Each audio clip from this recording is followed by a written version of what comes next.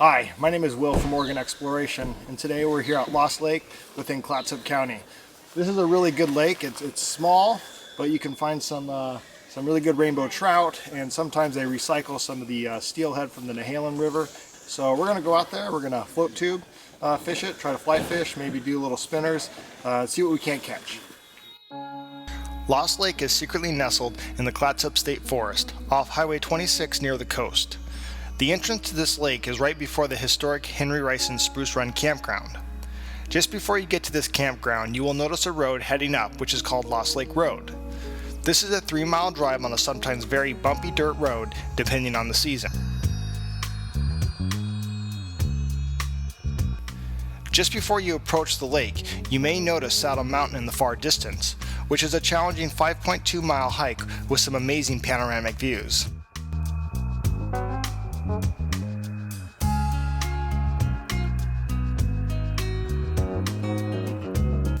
Lost Lake is a small 15-acre lake that is shaped like an 8.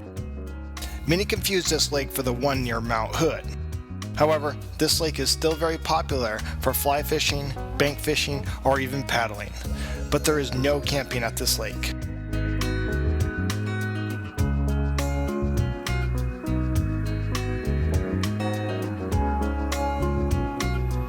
This lake has a small parking lot that fills up rather quickly in the mornings, but there's always typically spots on the side of the roads. There is also trash service and bathrooms at this lake. From the parking lot, you'll notice maybe an old fire road. There's a couple boulders that are blocking it now, but kind of is the start to some of the trail that goes around the lake. This trail that kind of circles around Lost Lake is pretty cool. It allows you to get to some pretty good bank spots, good places to fish. Of course, you got to get here early because some of the best spots with the best holes are really good. So we're gonna go take a look at some of these bank spots and see what's out there. Once you get just past the lake, you'll notice 2 trails. One allows you to stay on the old fire road, and the other takes you down to a nice day use area. Even though this area does look like it could be a great place to camp, please don't. As you can see, it's not allowed.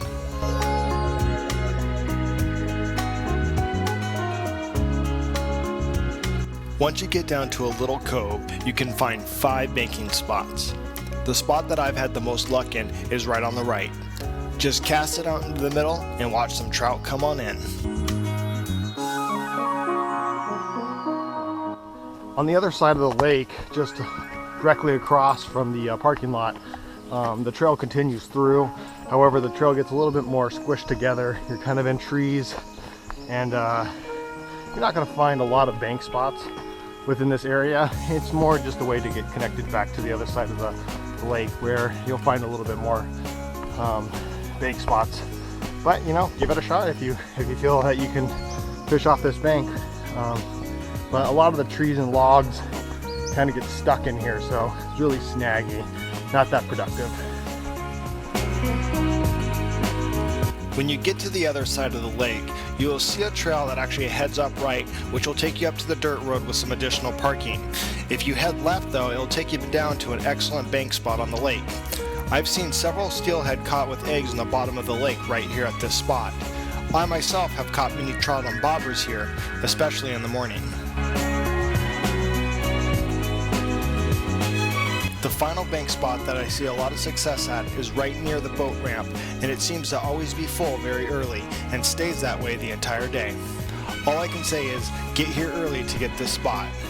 You may also see a tree log out there. Try to cast just at it for your best success. This is also a great spot to see 2 native bald eagles that live around here.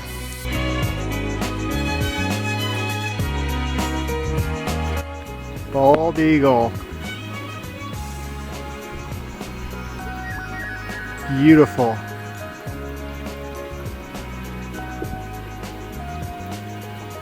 Beautiful.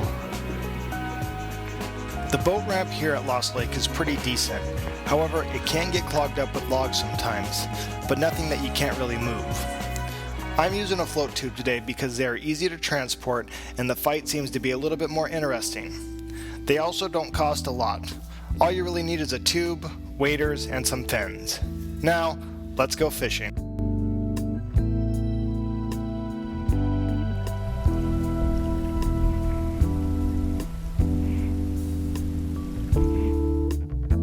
When you're on a float tube, you can usually use several different methods. If you can see the fish jumping, then try some dry fly fishing.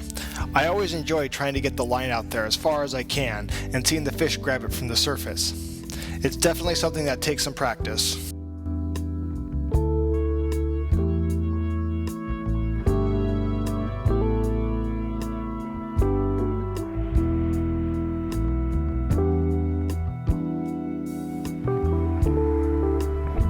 One thing I like about these float tubes is that you get a little workbench which allows you to measure fish and easily change your flies or methods at any time. I wasn't having any luck with the dry flies today, so I moved on over to what's called a leech. This method, to be honest, is probably one of the most productive methods here at Lost Lake. All you really do is flick your line way out there, probably about at least 20-25 feet. The leech will sink about 5 feet. Once you've done that, just start paddling all over the lake. Once you're out there and you're starting to troll around, what it's best to do is to go ahead and just take small amounts of line in periodically. This will present the leech as it's moving in the water, and it seems to get a lot of bites.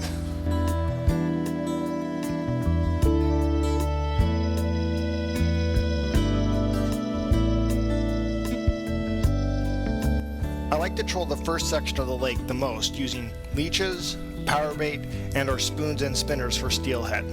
This seems to prove the most success. Whoa, fish on!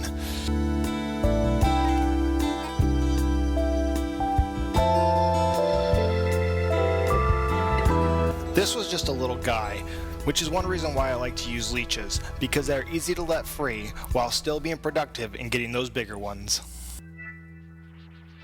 Trolling power bait is actually a pretty easy method. All you really have to do is just kind of cast it out there.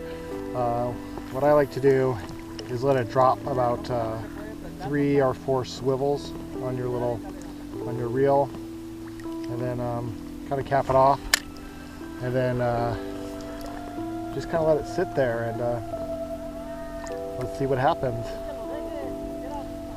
Usually I just paddle back and forth, or just paddle here. The cool thing about this method, trolling in Lost Lake, is that it's really snaggy out here. There's a lot of rocks, there's a lot of tree limbs, and when you use a light weight, when you troll this power bait, it doesn't hit the bottom quite. So it's really productive. And what I like to do is just create little S's, because what happens there is when you make that S, the line gets a little limp, it kind of sinks down a little bit. Sometimes allows that fish to catch up to that scent, and usually that's when they grab it.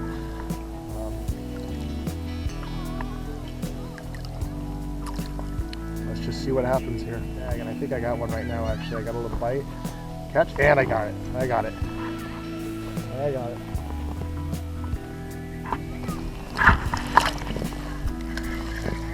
Seems to work almost every time. Every time I try this, it just seems to be productive. So it's good to see him there. It goes for a little run.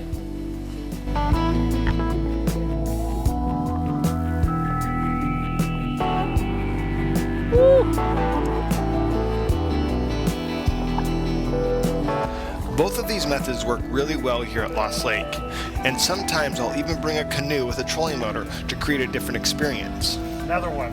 Whoa, big boy. Whoa, whoa, whoa, whoa. My favorite of these two methods would be using the leech because they are on a fly fishing rod, which creates more action.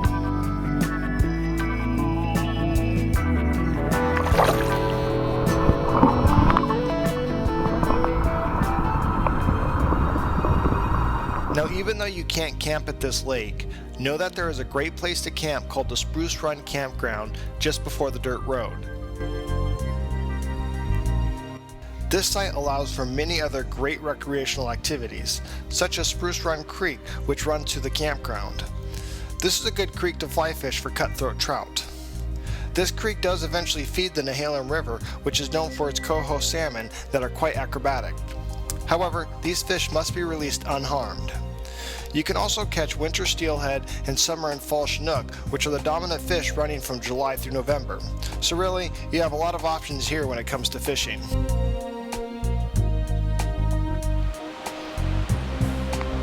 This campsite has several day use areas, 32 drive-in campsites, and 5 walk-in sites. This campground is open year-round, but firewood sales, garbage, and recycling services is only open from May to October.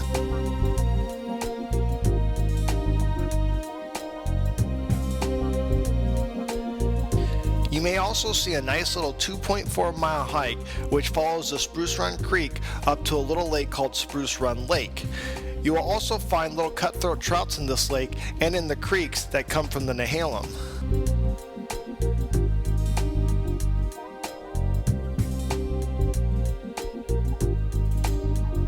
This area is certainly a gem and offers so much thanks to the Oregon Department of Forestry and the Department of Fish and Wildlife.